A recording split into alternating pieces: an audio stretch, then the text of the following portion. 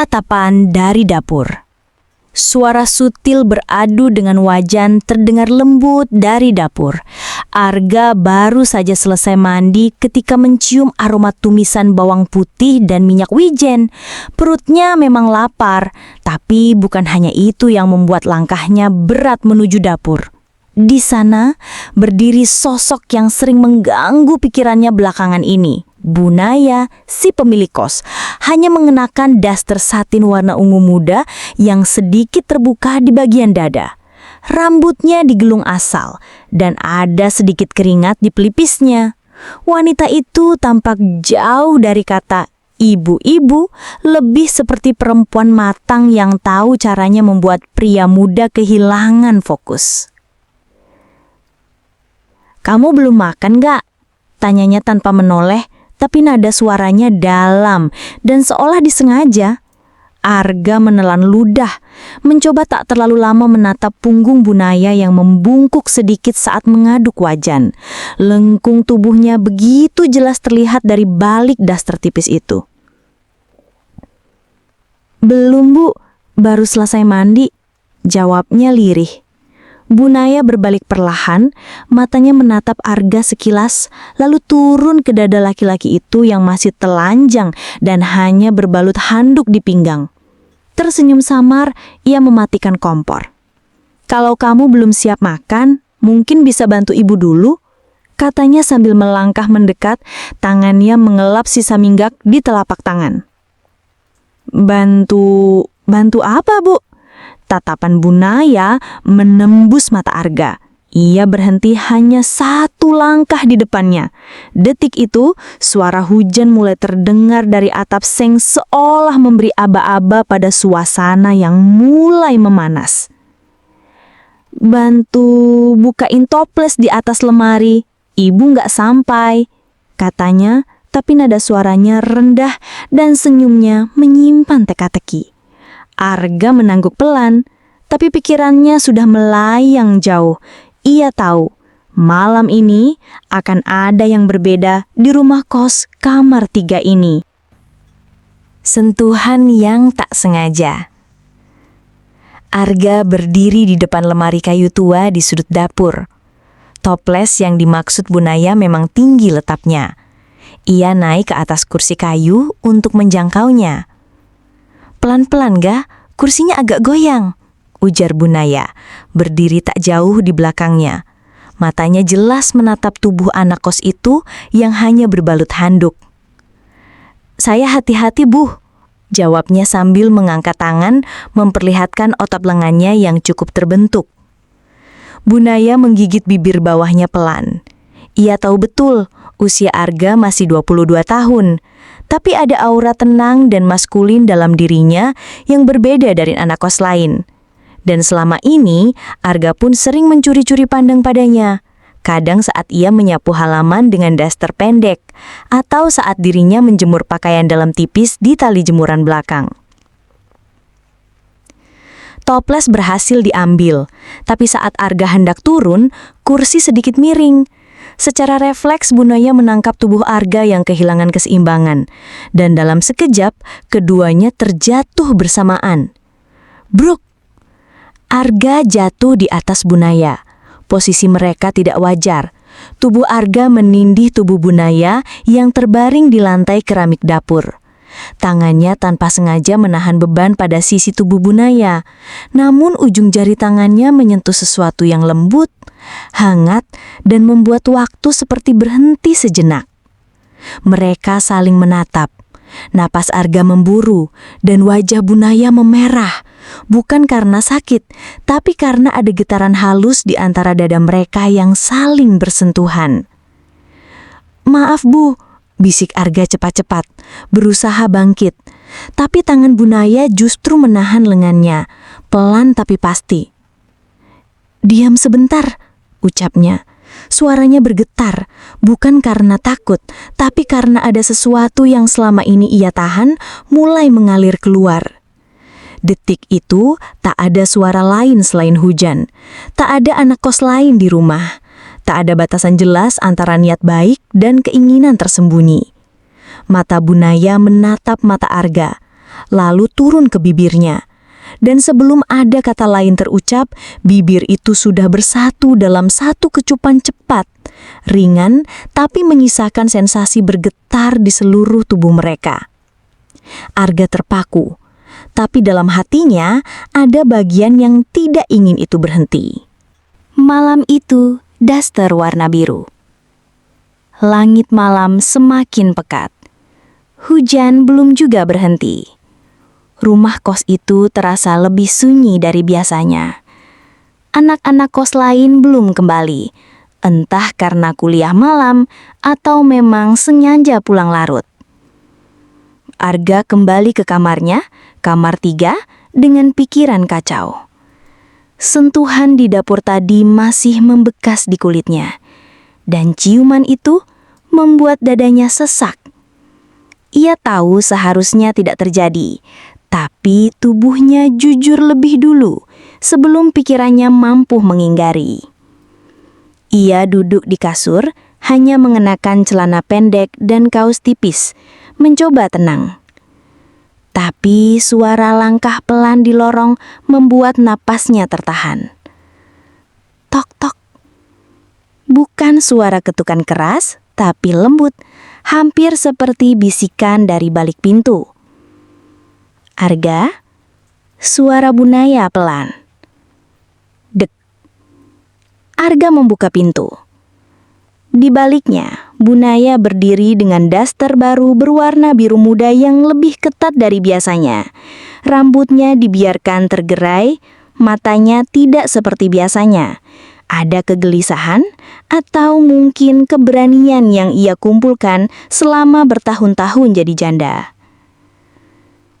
"Kamu bisa bantu ibu nyalain water heater?" tanyanya. "Biasanya almarhum suami ibu yang urus. Sekarang suka mati nyambung." Alasan yang terdengar polos, tapi keduanya tahu ini bukan lagi soal alat elektronik. Ini tentang ketegangan yang belum selesai. Arga mengangguk. "Di kamar mandi ibu ya?" Bunaya membalikkan badan tanpa menjawab, cukup memberi isyarat agar Arga mengikutinya. Dari belakang, Arga melihat gerakan halus pinggul Bunaya di balik daster. Setiap langkah wanita itu seperti irama pelan yang menuntunnya menuju batas yang lebih kabur.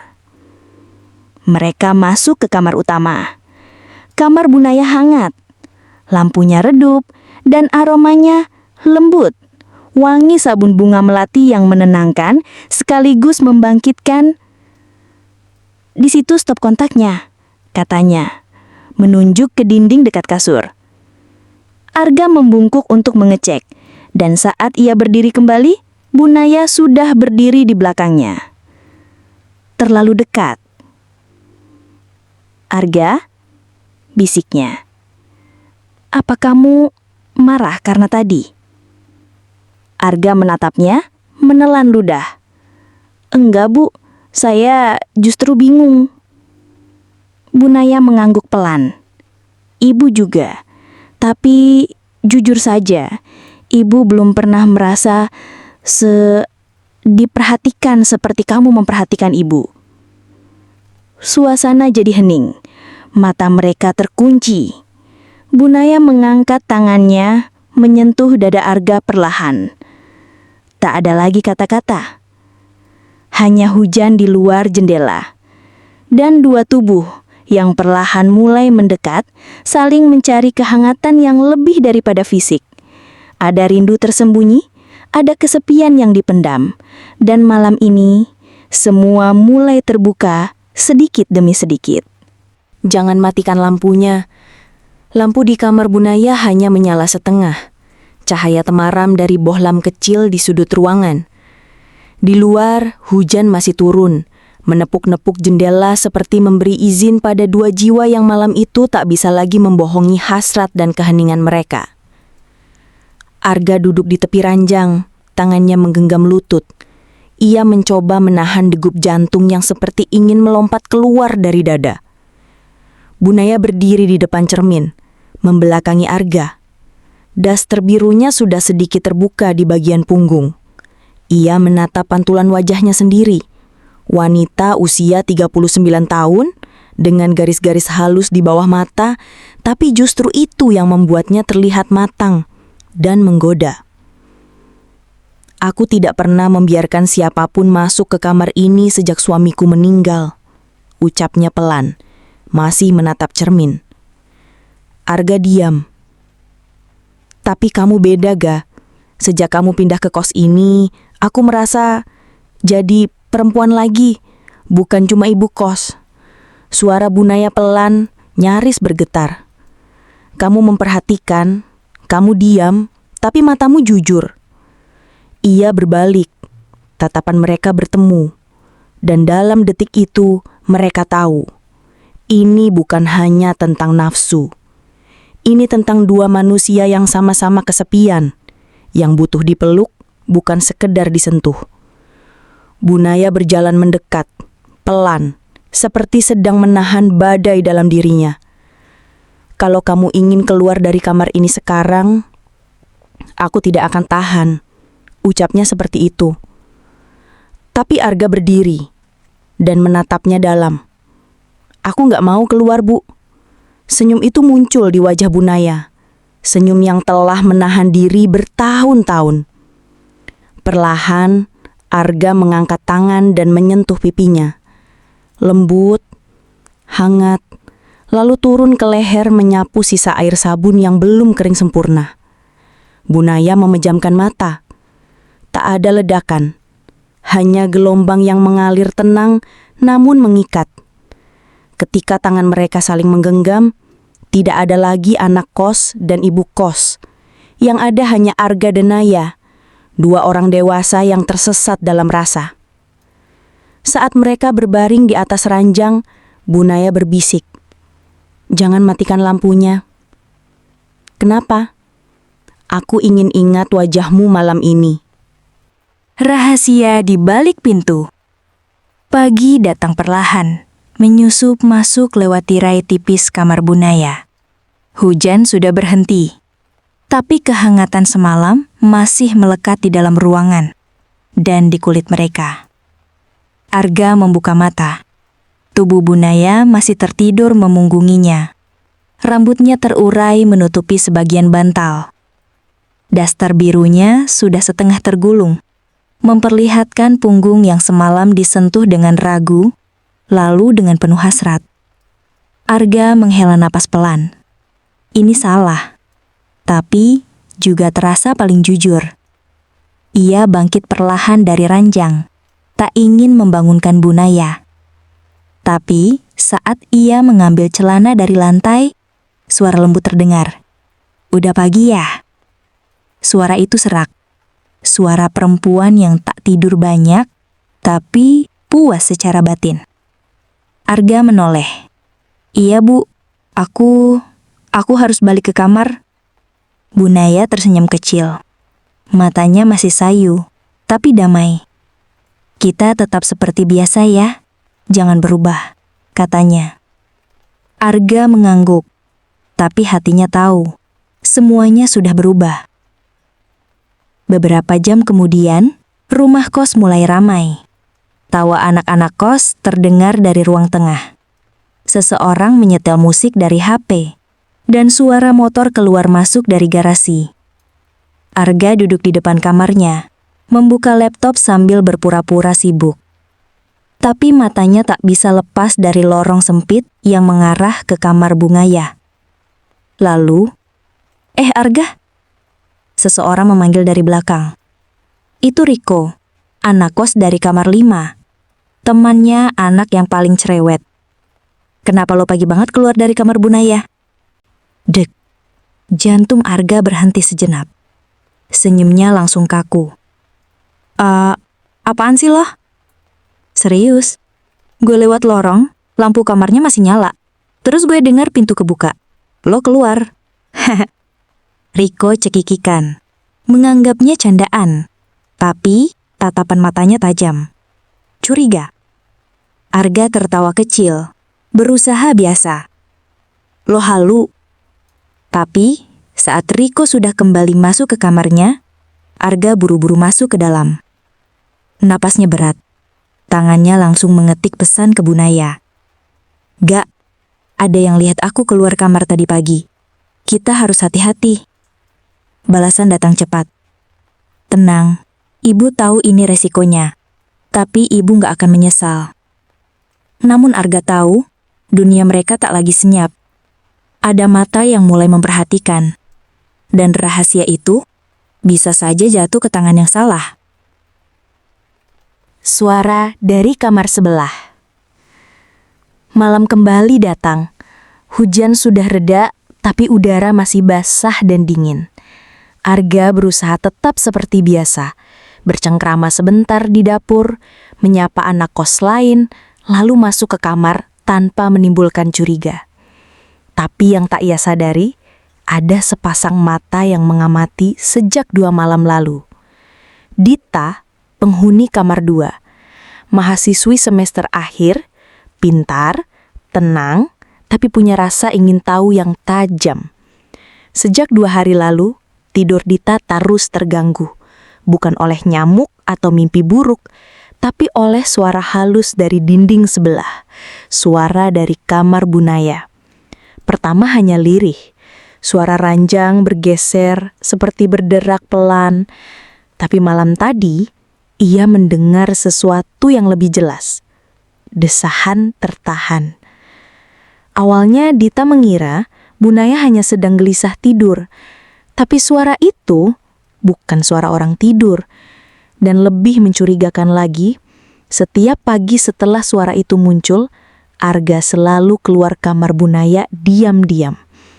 Dita mulai menyusun potongan-potongan kecil dalam pikirannya. Malam itu, Dita menahan rasa kantuk.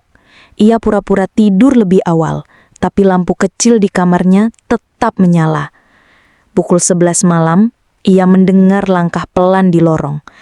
Langkah itu berhenti di depan kamar Bunaya. Suara pintu dibuka, sangat hati-hati, lalu ditutup perlahan. Dita menelan ludah. Jadi benar, itu Arga. Jantungnya berdebar. Ia tidak tahu apakah harus marah, jijik, atau justru penasaran.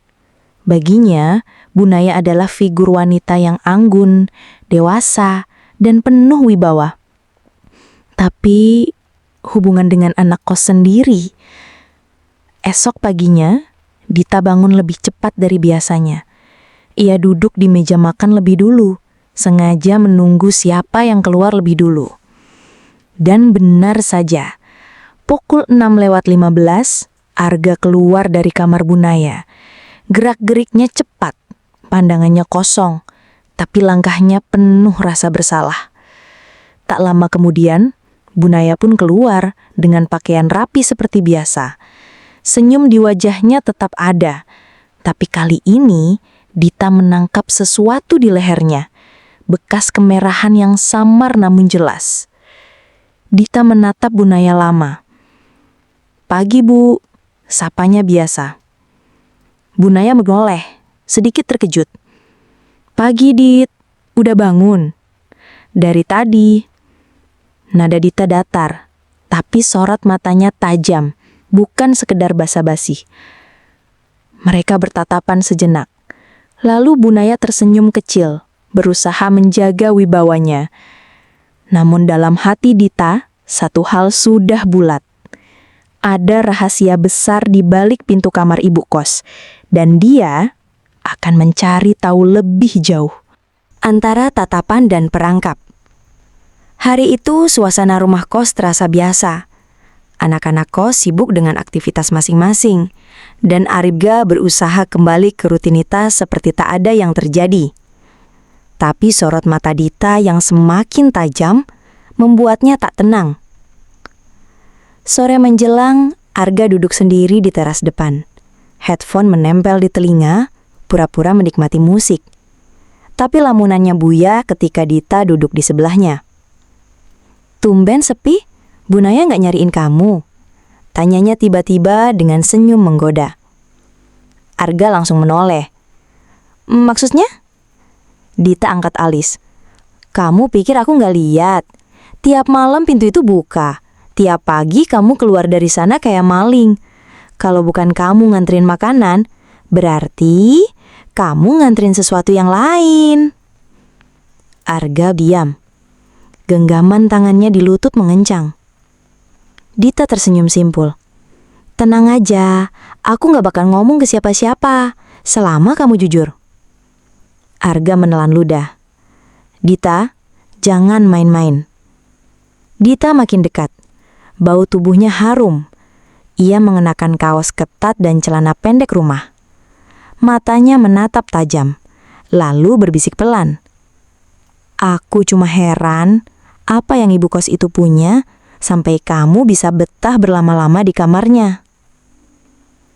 Arga berdiri, jengah, tapi Dita justru menahannya, menarik lengan kaosnya. Kalau kamu berani sama yang tua, kenapa nggak coba yang sebaya? Tatapan mereka terkunci. Ada ketegangan liar di antara keduanya. Dita tak lagi main kode. Ia sedang membuka celah baru. Perang rasa dan hasrat. Arga mencoba mundur, tapi tubuh Dita sudah dekat. Kamar kosku kosong malam ini. Temanku nginap. Kalau kamu cuma penasaran, ayo. Aku juga bisa jaga rahasia. Dek. Ucapan Dita menusuk. Tapi sebelum Arga bisa menjawab, suara sandal terdengar dari ujung lorong. Bunaya. Wanita itu berdiri tak jauh, melihat mereka berdua dari kejauhan. Tatapannya datar, tapi sorot matanya menusuk. Ia tidak berkata apa-apun, hanya diam. Namun dalam diamnya, ada bara yang mulai menyala. Arga menatap Dita, lalu menoleh ke Bunaya. Dua wanita, dua arah, dua godaan. Dan ia sadar, rahasia yang panas itu kini bukan lagi miliknya sendiri, tapi sudah mulai dimainkan orang lain. Kunci pintu, kunci hasrat. Malam itu terasa lebih sunyi dari biasanya. Bunaya tidak keluar kamar. Sejak melihat Arga dan Dita duduk berdekatan sore tadi, ia hanya mengirim pesan singkat.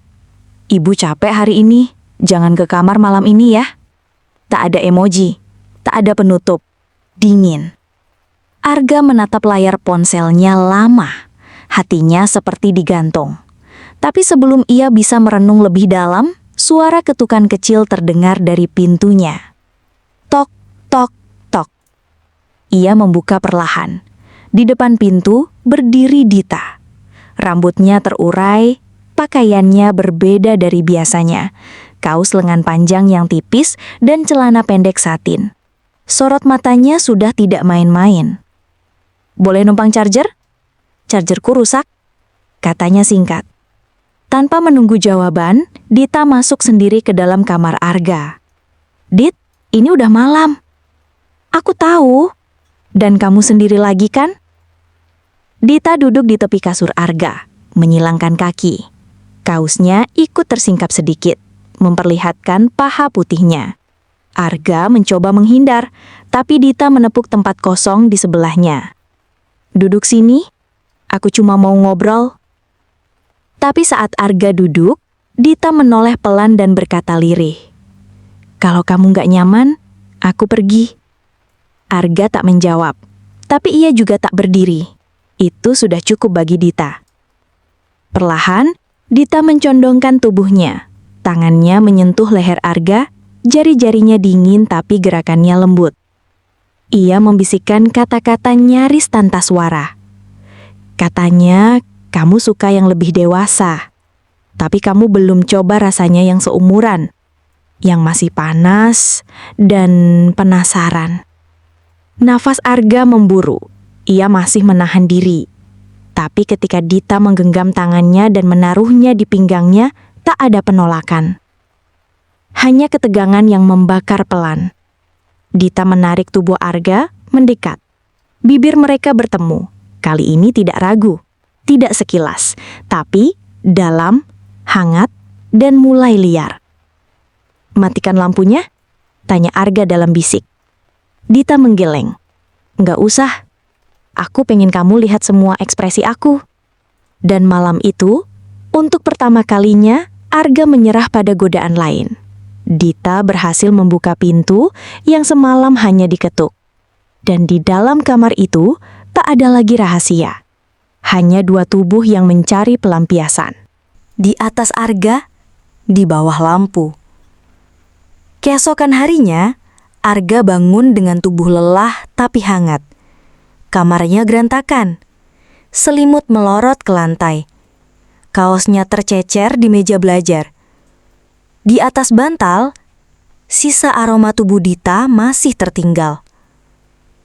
Malam tadi, ia merasakan sesuatu yang berbeda. Dita tidak seperti Bunaya yang lembut dan mengayomi. Gadis itu seperti api. Panas, cepat, dan menggoda dengan permainan tanpa aturan. Pikiran Arga masih samar saat suara pesan masuk menggema. Kamu enak banget waktu pas narik tanganku. Aku nggak nyangka kamu bisa sekeras itu. Malam ini, kamu masih punya tenaga kan? Jantung Arga berdetak lebih cepat. Tangannya mengepal. Tapi sebelum ia membalas, pesan lain masuk.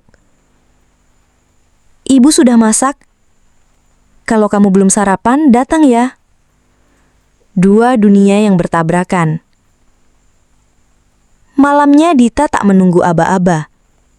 Ia datang sendiri ke kamar Arga, mengenakan tank top hitam dan celana pendek yang bahkan lebih kecil dari malam sebelumnya. Ia menutup pintu, menguncinya tanpa suara. Langsung memeluk Arga dari belakang. Bibirnya menyentuh leher pemuda itu. Kamu kepikiran Bunaya? Atau kamu udah ketagihan aku? Arga terdiam, tapi tubuhnya menjawab sendiri. Nafasnya mulai memburu. Dita menarik tangan Arga, menyuruhnya duduk di kasur. Lalu gadis itu naik ke pangkuannya perlahan, tangannya menyentuh dada Arga sambil menatap langsung ke mata pria itu. Kalau Bunaya ngajarin kamu pelan-pelan, sekarang kamu ikutin cara aku. Gak perlu romantis. Gak usah banyak mikir. Lihat aku, dan biarin semuanya jalan. Ia mencium Arga, dalam, panas. Lalu menarik kaos Arga dan melemparkannya ke lantai. Kamu milik aku malam ini. Ucapnya sambil mulai bergerak di atas tubuh Arga. Mengatur irama, membakar detik demi detik, membuat pemuda itu tak bisa berpikir jernih lagi. Peluh mulai menetes. Ranjang berguncang dan suara tawa kecil Dita mengisi kamar sempit itu. Liar. Liar sekali. Tapi, di kamar sebelah, Bunaya tak tidur malam itu. Ia duduk memeluk lutut, matanya basah. Ia tahu. Ia dengar. Ia bisa membayangkan. Dan di dalam dadanya, bukan hanya cemburu, tapi juga luka. Luka karena ia sudah terlalu memberi, terlalu percaya. Dan malam ini, tubuh Arga bukan lagi miliknya. Mainan yang patuh. Kemeja putih longgar yang jelas bukan miliknya. Itu milik Arga. Tapi di tubuh mungil Dita, kemeja itu berubah jadi baju tidur yang menggoda. Bagian bawahnya tak menutupi apapun. Kancing atasnya terbuka dua, memperlihatkan lekuk yang tak perlu dijelaskan dengan kata-kata. Arga baru pulang dari kampus. Lelah. Tapi ketika masuk kamar, Dita sudah menunggunya di atas kasur sambil memainkan ponsel dan satu jari tangannya memutar rambut.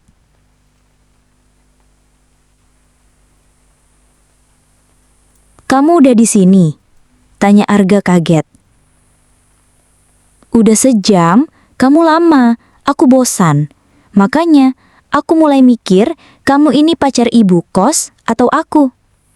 Arga menghela napas. Jangan mulai lagi, Dit. Tapi Dita bangkit, berjalan pelan ke arahnya. Ia mencium bibir Arga tanpa aba-aba, lalu menarik tangan cowok itu, meletakkannya tepat di bawah pinggangnya.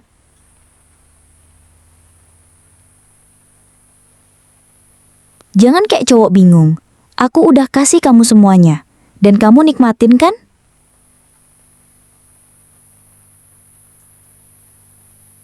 Arga mengangguk.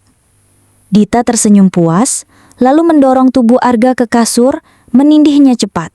Seperti pemangsa yang lapar dan tahu persis wilayah kekuasaannya.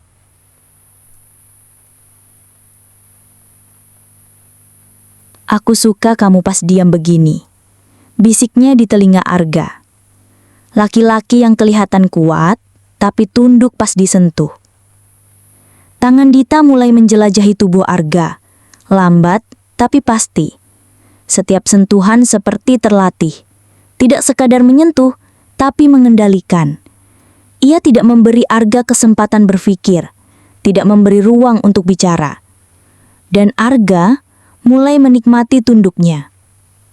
Gadis ini gila, berani, tapi panasnya seperti candu. Dita membuka satu persatu kancing kemejanya sendiri, lalu membiarkan tubuhnya menempel di atas Arga. Ia berbisik pelan.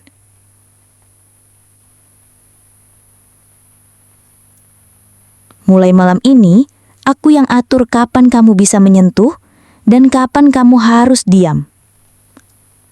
Lalu, ia menarik tangan Arga ke belakang kepala dan menggenggamnya erat.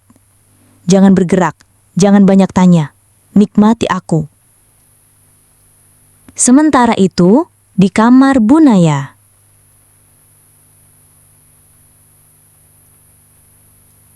Wanita itu duduk di depan cermin. Wajahnya tanpa riasan, tapi matanya menyimpan luka yang dalam.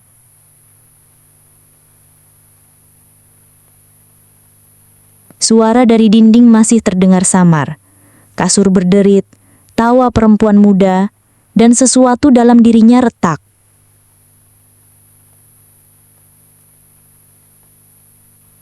Dia milik siapa sekarang? Bisiknya pada pantulan dirinya sendiri. Lalu tangannya meraih laci meja rias, mengambil sebuah benda kecil, flash disk. Di dalamnya, rekaman CCTV kecil dari lorong rumah kos. Dia tidak ingin menggunakannya, tapi jika Dita terus bermain, dia akan membalas bukan dengan tangan, tapi dengan kehancuran.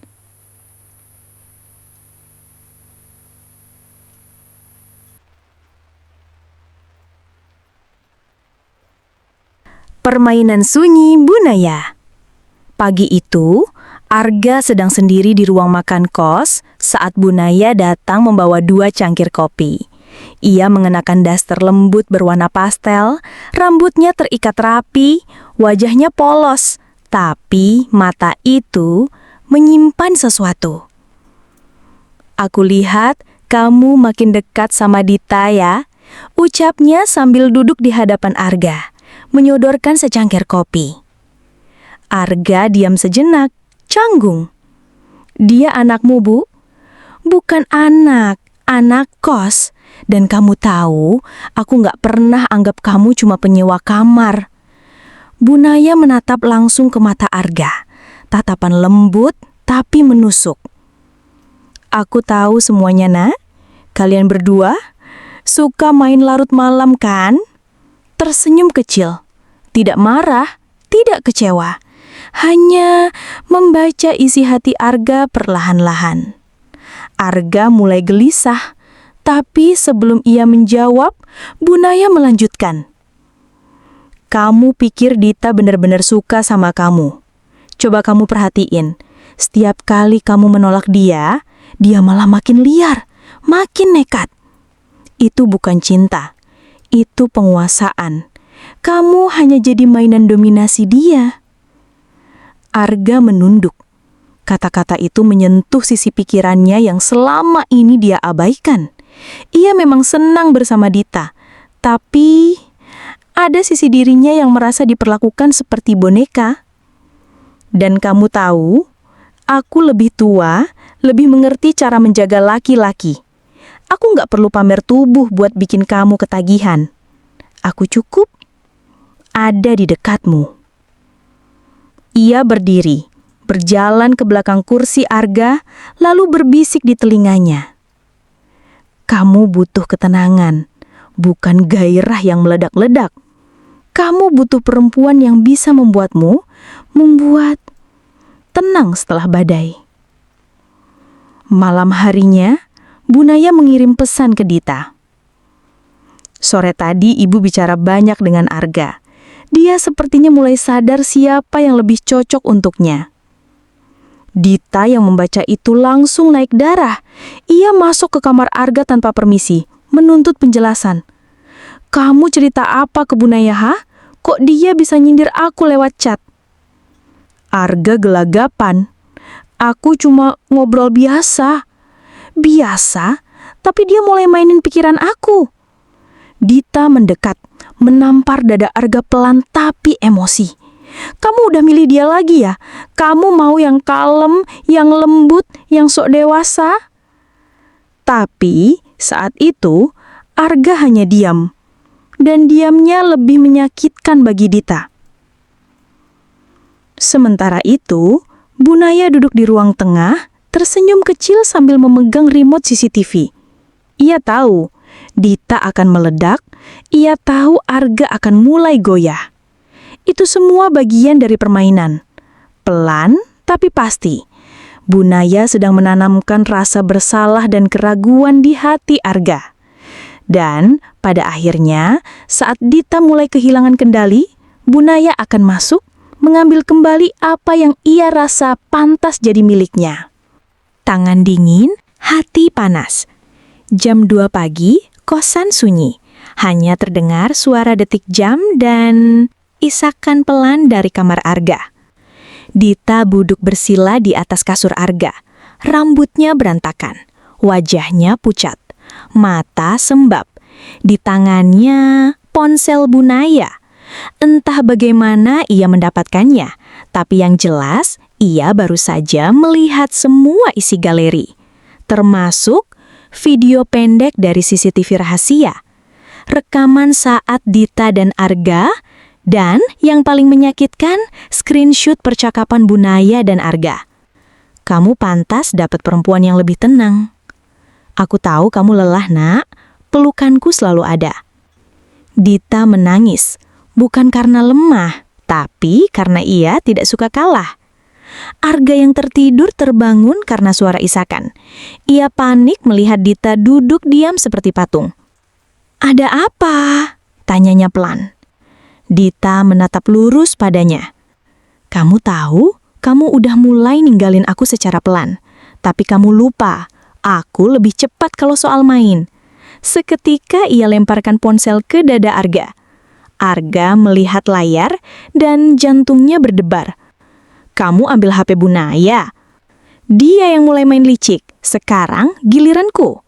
Dita bangkit mengambil sebotol parfum dari meja, menyemprotkannya ke seluruh tubuhnya lalu berkata dingin. Besok pagi aku ke kamar dia. Kita lihat siapa yang paling bisa buat Arga kembali.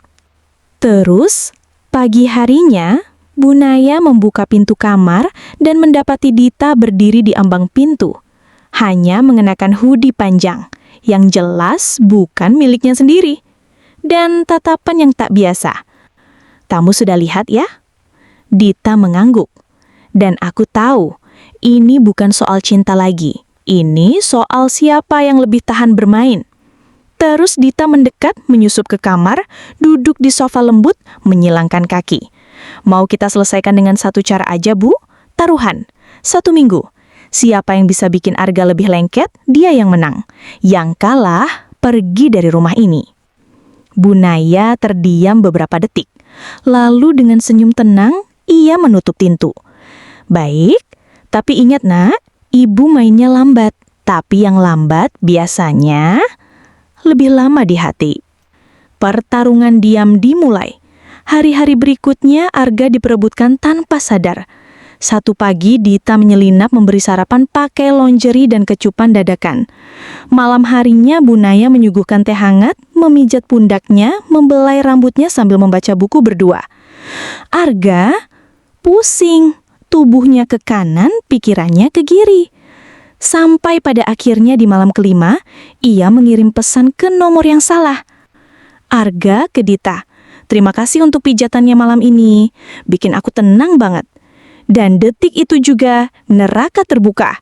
Dita sadar ia sedang kalah, dan wanita seperti Dita tidak suka kalah. Di antara bara dan api. Arga duduk sendirian di loteng kosan. Matanya kosong menatap langit malam. Tangannya masih menggenggam dua pesan, dari Dita dan Bu Naya. Dua pesan berbeda makna, tapi satu tujuan, mendekatinya. "Dita, aku tahu kamu makin jauh, tapi aku juga tahu cara menarikmu kembali. Bu Naya, kamu butuh ruang, aku ngerti, tapi aku nggak akan jauh. Ibu tetap di sini." Dalam sunyi, Arga bergumam pelan. Kenapa mereka berperang diam-diam cuma karena aku? Flashback beberapa hari sebelumnya. Suatu sore, saat Bu Naya menyiapkan teh di dapur, ia memandangi cermin di sisi lemari. Cermin kecil yang memantulkan wajahnya yang tak muda lagi, tapi juga tak kehilangan daya pikat. Ia menatap dirinya sendiri dan untuk pertama kalinya, ia bicara lirih. Laki-laki itu mirip banget sama Reyhan. Reyhan, nama yang telah ia kubur dalam-dalam. Cinta lamanya, lelaki muda yang dulu ngekos di rumah yang sama, yang dulu memilih wanita lain dan meninggalkan luka. Dan kini, Arga datang dengan senyum, carot tertawa dan sorot mata yang nyaris sama. Di sisi lain, kamar Dita. Dita sedang menatap foto lama di ponselnya. Sebuah foto bersama kakaknya saat kecil dengan catatan di bawahnya. "Jangan jatuh cinta pada orang yang tak pernah bisa kamu miliki." Tapi, Dita bukan anak manja biasa. Ia hidup dengan kehilangan, penuh luka keluarga dan ketakutan ditinggalkan. Saat Arga datang penuh perhatian dan sabar, ia tak sadar obsesinya mulai tumbuh. "Kalau aku kehilangan Arga, aku kalah. Dan aku nggak bisa kalah," bisiknya. Malam itu, Arga akhirnya memanggil keduanya. Ia duduk di ruang tengah, wajah serius, tegas. "Saya mau tahu, kenapa kalian seperti sedang berperang diam-diam? Apa karena saya?" Dita hanya melirik tajam ke Bu Naya. Tapi Bu Naya tersenyum, duduk lebih dulu. "Kamu tahu, Nak, ada luka di masa lalu yang cuma bisa sembuh kalau kita temukan orang yang mirip dengan dia yang dulu ninggalin kita." Lalu Dita menyela tajam. "Dan kamu pikir aku kayak kamu, Bu? Aku nggak cari pengganti siapa-siapa. Aku cuma nggak mau kehilangan orang yang udah aku perjuangin." Arga berdiri, emosinya campur aduk. "Aku bukan hadiah, aku bukan boneka, dan aku nggak mau kalian terus begini." Keheningan. Sampai akhirnya Bu Naya berkata pelan, "Mungkin sudah waktunya kamu tahu, rumah ini dulu pernah jadi saksi luka yang sama. Dan sekarang sejarahnya terulang." Rahasia tersembunyi di balik pintu kos. Pagi itu, udara di kosan terasa berat. Arga tidak bisa tidur semalaman. Bayangan wajah Dita dan Bu Naya terus berputar di kepalanya. Dua wanita, dua pendekatan, satu obsesi. Tapi pagi ini, sesuatu menggugahnya. Ia ingat ucapan Bu Naya semalam. Rumah ini dulu pernah jadi saksi luka yang sama. Dan sekarang, sejarahnya terulang. Sejarah? Luka? Arga memutuskan menyelidiki. Siang hari, semua penghuni kos pergi. Hanya Arga yang sengaja tinggal. Ia mengendap ke lantai bawah, ke sebuah ruangan kecil dekat dapur yang selalu terkunci, ruang arsip dan gudang. Dengan jemari gemetar, ia mencoba beberapa kunci laci dapur. Dan saat kunci ketiga pas, pintu terbuka. Sebuah aroma lembab menyambutnya, debu tipis menyelimuti rak tua. Di dalamnya, ada kotak kayu kecil bertuliskan R1997. Arga membukanya perlahan. Isinya, foto Bunaya masih muda, duduk berdua dengan seorang pria muda sangat mirip dirinya. Surat cinta yang dilipat rapi, ditulis dengan tangan. Dan selembar foto hitam putih anak kecil laki-laki dengan tulisan "Untuk Raihan, anakku." Arga terdiam. Nafasnya memburu. Ia menatap lebih dekat. Anak kecil dalam foto itu bisa jadi dirinya sendiri. Sementara itu, di lantai atas, Dita berdiri di depan cermin dengan pakaian yang tak biasa. Gaun merah tipis, make up tajam, dan parfum yang menusuk. Ia tahu, Arga mulai menjauh. Tapi ia tak bisa kalah. Maka, malam nanti, ia akan undang Arga ke kamarnya untuk makan malam, katanya. Tapi yang tak diketahui Arga, semua sudut kamar Dita kini punya mata. Kalau hatimu gak bisa aku pegang, setidaknya aku bisa pegang bukti. Sore hari, Arga naik ke atas. Kepalanya penuh tanya. Ia belum tahu harus bicara apa ke Bunaya. Tapi saat melangkah menuju kamarnya, suara dari kamar Dita membuatnya berhenti. "Mas Arga, masuk bentang dong, aku masakin sesuatu." Arga ragu, tapi akhirnya masuk. Di dalam, meja makan kecil sudah tertata romantis. Lilinnya redup, ada wine murah, dan wajah Dita senyum terlalu manis. Namun sebelum Arga duduk, ia melihat ke arah sudut lemari. Ada cahaya kecil, seperti dari kamera menyala. Arga menatap Dita, tajam. Ini semua direkam. Dita terdiam. Senyumnya perlahan berubah. "Kalau aku bilang iya, kamu masih mau duduk di sini?" Akhir dari semua godaan. Arga berdiri menatap Dita. Matanya tak lagi memancarkan ketertarikan, melainkan luka dan kecewa. Jadi semua ini cuma permainan. Suaranya rendah menahan emosi. Dita menggigit bibirnya, setengah takut, setengah tak rela kalah. "Aku cuma gak mau kamu pergi. Aku butuh kamu." Arga mundur. Bukan seperti ini caranya. Ia pun keluar, meninggalkan Dita di kamar yang kini terasa dingin walau dipenuhi aroma parfum dan lampu temaram. Malam itu, Arga memutuskan bicara pada Bunaya. Ia menunjukkan kotak kayu berisi foto, surat, dan gambar anak kecil. "Siapa Rehan? Kenapa foto ini ada di rumah ini? Dan kenapa anak kecil di sini mirip aku waktu kecil?"